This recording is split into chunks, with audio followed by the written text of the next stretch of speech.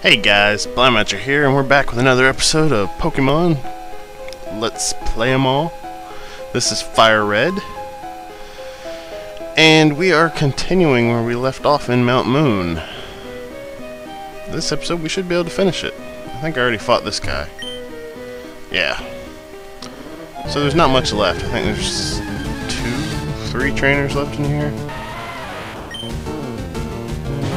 Sounds about right to me.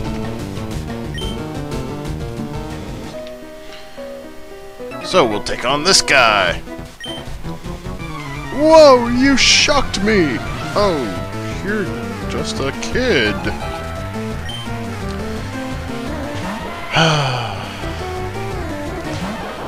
I swear, the random trainers in pretty much any Pokemon game, they say some of the strangest things. And if it's not strange, then it just makes no sense at all.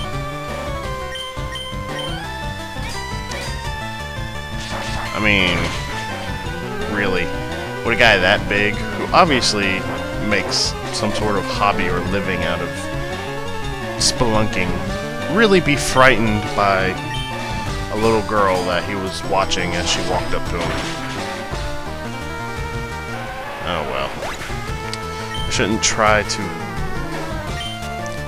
understand anything in the Pokemon story or world or any of that because, like I said in an earlier episode, the writing in Pokemon is very shallow.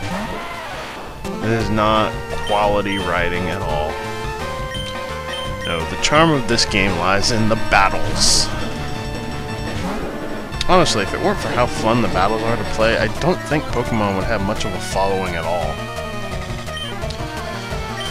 But I suppose the Dragon Quest Monster series probably has the same conditions, I guess you could call them.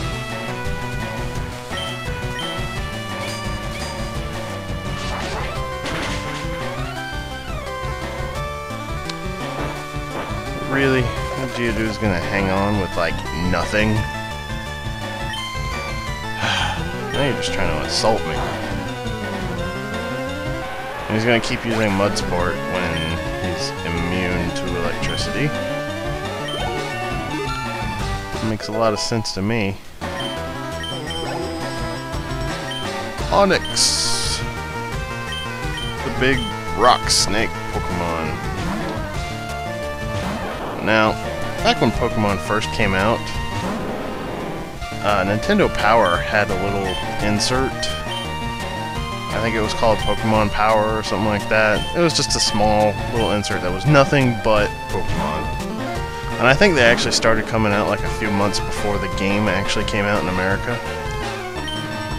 But anyways, aside from having general info on the game and basically being a little mini walkthrough divided up into sections, it actually had the anime in comic form at the back of each issue. I think there were 6 issues total. But, I don't know, just whenever I see an Onix, I think about the anime, and I think about the ridiculousness of a fire extinguishing system going off and getting Onix wet and making him vulnerable to electricity. That was... Honestly, I think it tops Aim for the Horn. That one actually kind of makes sense. Well, not really now, when you think about the ability that Rhydon has, but back in the day, when Rhydon didn't have the Lightning Rod ability, it actually kind of made sense.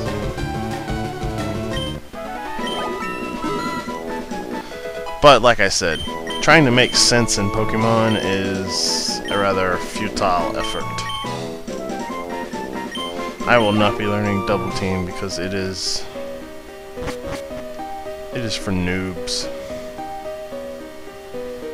And it really doesn't take much skill to win with Double Team.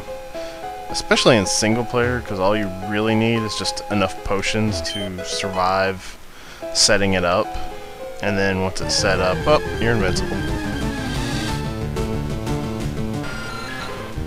About the only thing that can take you out at that point is a lucky critical hit.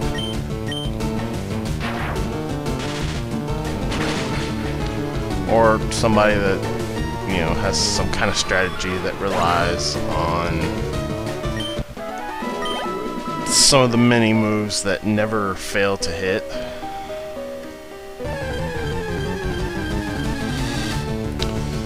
Probably get into those at a much later date. I do believe Pikachu actually learns one of them. You know what? I am just going to take you out with fire. Kill it with fire. It's the only way to be sure. Oh, you.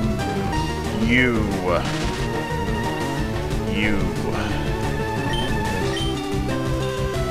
at least you were dumb enough to try it when I was already paralyzed.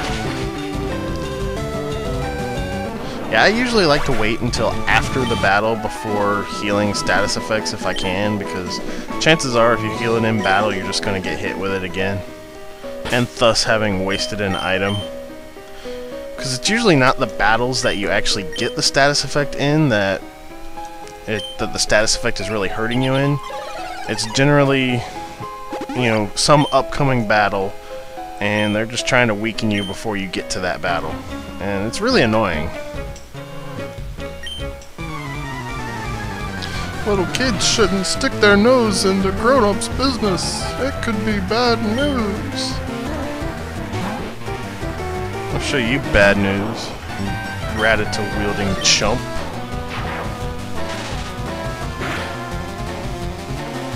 Tail whip. Ha ha ha ha. I laugh at your pathetic attack.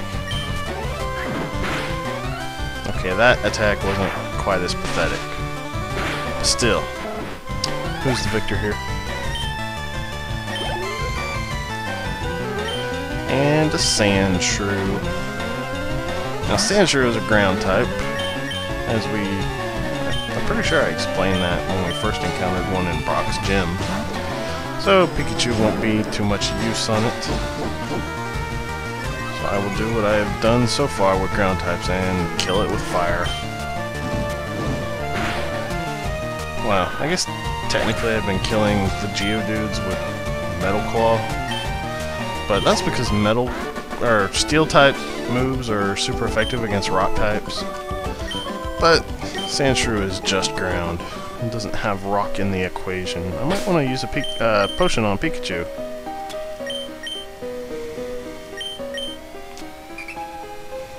Yeah, I'm gonna start skipping the item usage animation because it just wastes time. And nobody likes wasting time. Am I right? Yeah, I thought I was right. So yeah, pretty much after the next gym, I'll probably start running away from wild battles. But, you know, right now it's still beneficial to get as much experience as I can on Pikachu. And running into a bunch of Zubats is actually helping quite a bit, because I can one-shot the Zubats. It's a lot better than running into the Paris, which, since it's part grass type, Pikachu's thunder attacks are not very effective against it. And better still than running into Geodudes, which Pikachu can't damage at all unless I use Quick Attack, which will still not be very effective because it's a normal type move, and rock types are, they're defensive against normal types.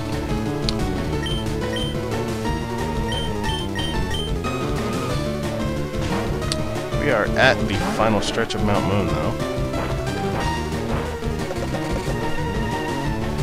I think I'll be alright if I can get Pikachu up to level 21 by the time I fight the next gym leader. That is my goal here. Level 21 or bust.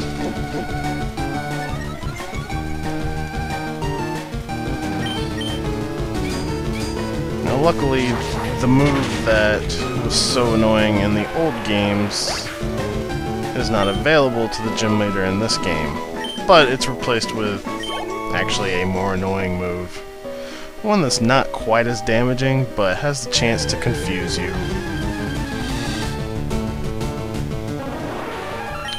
So that is definitely not fun to deal with. And it looks like my Pikachu is about to hit level 16, and that will be sweet. Because if I play my cards right, Pikachu might be level 17, possibly even 18, by the time I leave Mount Moon.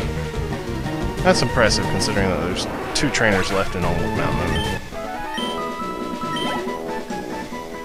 There is a rare Pokemon in Mount Moon, it only appears in Mount Moon, that I didn't have the luck of encountering.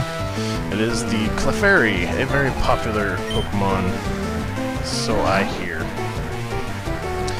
I'm not much of a fan of most normal types,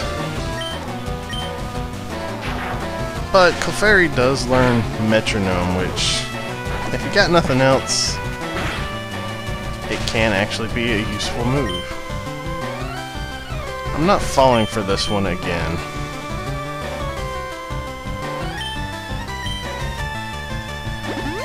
Yeah, you're gonna use Quick Attack. See, I saw through your ruse this time. Haha. I learned from my mistakes.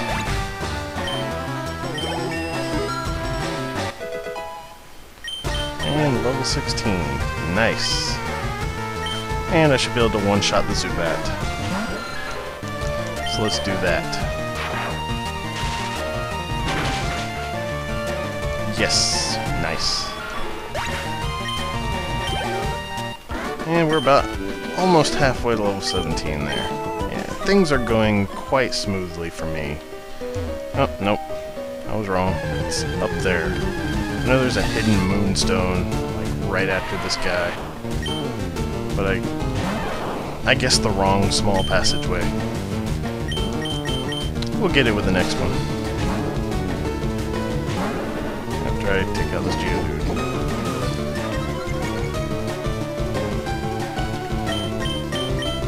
I guess I should be kind of glad that they're using a defense curl instead of actually attacking me and doing damage.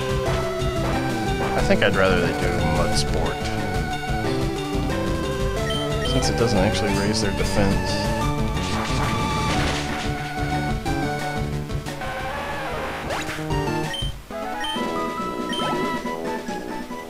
Charmeleon's doing good in levels too. He might actually be able to stand a chance in the next gym.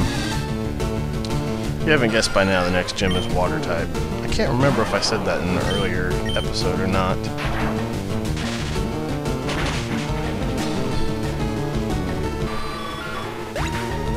That is definitely the whole reason for getting the Pikachu. I'm not even sure I'm going to keep using the Pikachu after that gym. And there was that Moonstone. Hey, stop! I found these fossils! They're both mine! We shall see about that.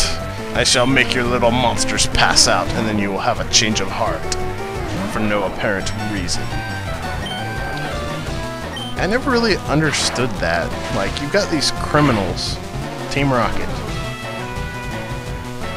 and they are known for doing some pretty dastardly things. You know, kidnapping, among other things.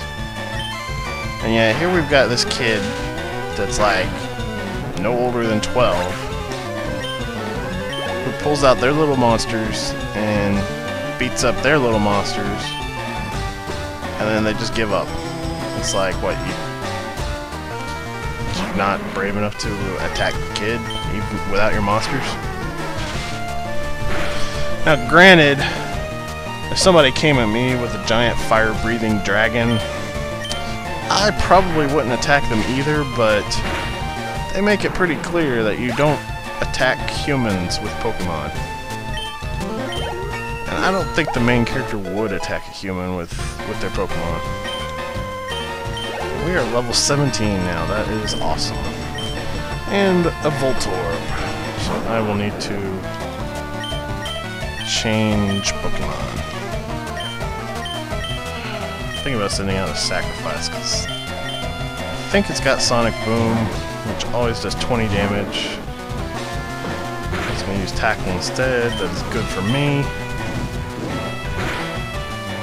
Ember. Done! Alright. And this is where we're going to end.